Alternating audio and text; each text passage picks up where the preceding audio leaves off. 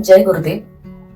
आज आपण बोलणार आहोत अमावस्या तिथी आणि अमावस्या तिथीला जन्माला आलेल्या व्यक्तींसाठी पुष्पौषधी किंवा बॅचफ्लॉवर औषधी कोणती. अमावस्या तिथीला बघा, निसर्गात काळोख असतो, तर ही तिथी अंतर्मुख होण्याची किंवा एक नवीन सुरुवातची प्रतिनिधित्व करते.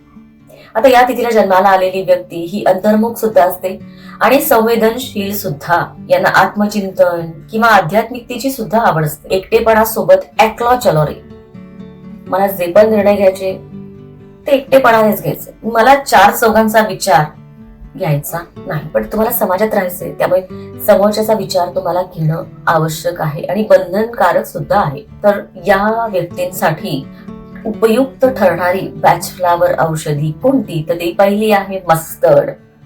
आता मस्टर्ड ही औषधी अचानक येणारा उदासीनपणा, मग ही औषधी प्रकाश आणि सकारात्मकता, म्हणजे प्रकाश म्हणजे आयुष्यातला प्रकाश वाढवण्यासाठी आणि सकारात्मकता वाढवण्यासाठी मदत करते. यानंतरची ती दुसरी जी औषधी आहे, चेस्टनट नावाची जी औषधी आहे, ती मानसिक तणावासाठी या तिथीला खूप उत्तमरित्या काम करते आणि मग तुम्हाला आशावान किंवा धैर्यवान ठेवण्यास ही औषधी तुम्हाला मदत करते. आता या व्यक्ती जे आहे त्या आपल्या विचारांमध्ये खूप तीव्र असतात, त्यामुळे हे एखादं प्रकरण असं सौम्यरित्या कसं हाताळता येईल याकडे यांचा दृष्टिकोन कसा वळवता येईल यासाठी स्वीट चेस्टनट नावाची औषधी ही मदत करते.